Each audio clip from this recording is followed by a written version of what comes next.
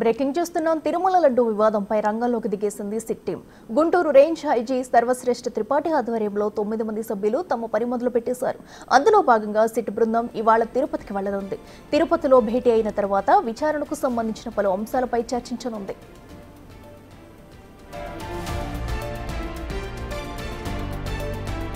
YCP ప్రభుత్వ హయాంలో తిరుమలకు నెయ్యిని ఎక్కడెక్కడ నుంచి కొనుగోలు చేశారు, టెండర్లు ఎవరెవరికి ఇచ్చారు, ఆ కంపెనీల లావాదేవీలేంటి, దీని వెనుక ఎవరు కీలక పాత్ర పోషించారు, ఇలా రకరకాల విషయాలు వెలుగులోకి రానున్నాయి.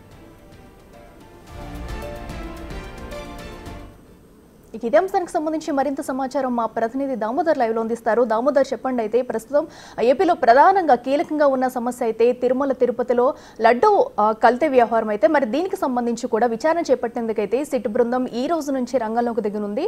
మరి ఈ సిట్ బృందం నేపథ్యంలో ఎలాంటి విషయాలు బయటకు వచ్చే అవకాశం ఉందంటారు? డీటెయిల్స్ ఏంటి?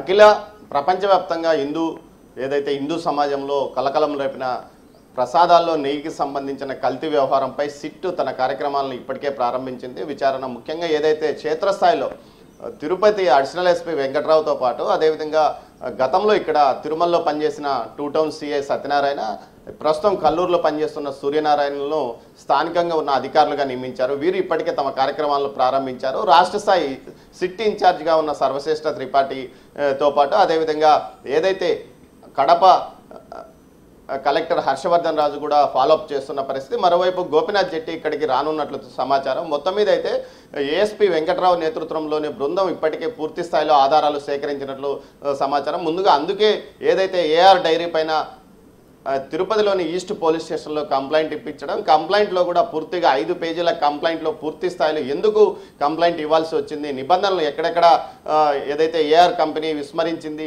నిబంధనలకు వ్యతిరేకంగా నెయ్యి ఏ విధంగా సరఫరా చేసింది అన్న అంశాలను కూడా 5 పేజీల కంప్లైంట్లో పొందుపరిచారు. ఈ నేపథ్యంలో ఆ కంప్లైంట్లోని అంశాలతో పాటు నెయ్యికి సంబంధించిన కొనుగోలు, అదేవిధంగా లడ్డూ ప్రసాదానికి వినియోగించే ఇతర వస్తువుల యొక్క కొనుగోలులో జరిగిన అక్రమాలపైనే పూర్తి స్థాయిలో విచారణ కొనసాగే అవకాశం ఉంది. ముఖ్యంగా ఏఆర్ డైరీ నేరుగా సరఫరా చేసిందా, ఏఆర్ డైరీ యొక్క టెండర్ను ఇతర కంపెనీలు వినియోగించుకున్నాయా, స్థానికంగా ఉన్న ఏదైతే నెల్లూరుకు సంబంధించిన ఓ ప్రైవేట్ డైరీ కంపెనీ నుంచి నేరుగా నెయ్యి సరఫరా అయినట్టు తెలుస్తుంది.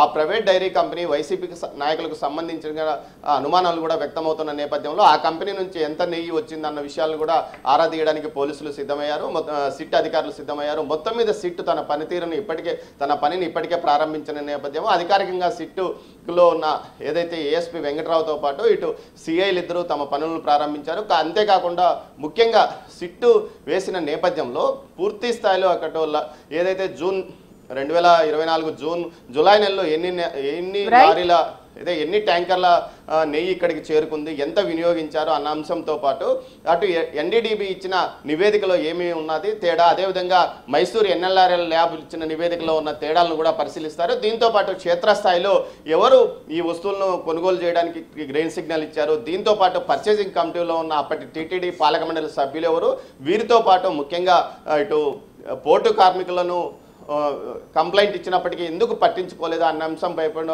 అంశం మీద కూడా పూర్తి స్థాయిలో విచారణ కొనసాగనుంది. మొత్తం మీద చూస్తే సిట్ తన విచారణను ఇప్పటికే ప్రారంభించింది. అంటే పూర్తి స్థాయిలో ఇక్కడికి ఉన్నతాధికారులు చేరుకున్న తర్వాత మొత్తం సిట్ బృందంతో సమావేశమై అసలు ఎక్కడ ఎలాంటి విచారణ చేపట్టాలి అన్న అంశం మీదనే సిట్ దర్యాప్తు ముందుకు కొనసాగే అవకాశం ఉంది. అఖిల.